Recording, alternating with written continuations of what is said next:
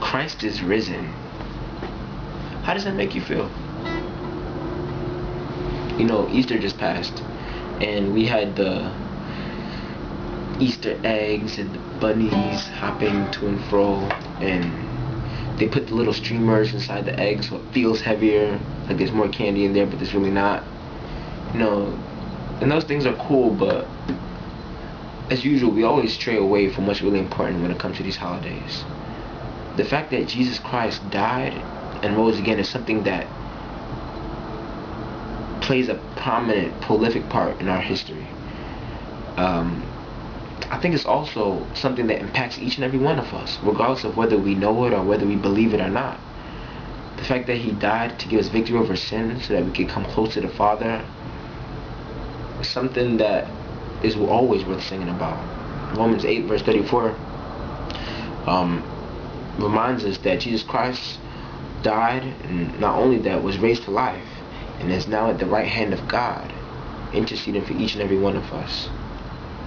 You know, one of the lines in this song was beautifully written. He said that Christ trampled over death by death.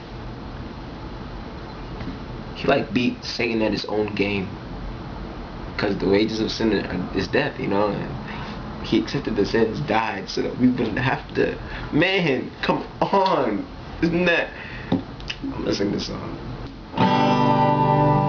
Let no one caught in sin remain inside the lie of inward shame, but fix our eyes upon that cross and run to him who showed great love and bled for us.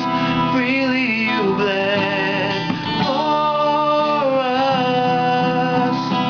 Christ is risen from the dead, trampling over death by death.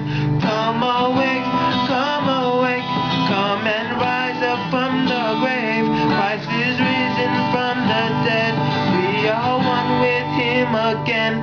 Come awake, come awake, come and rise up from the grave.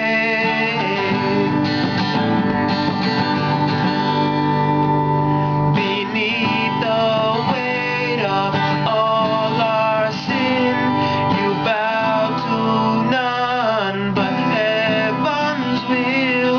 No steam of hell, no scoffer's crown, no burden great could hold you down. In strength you reign forever. Let your church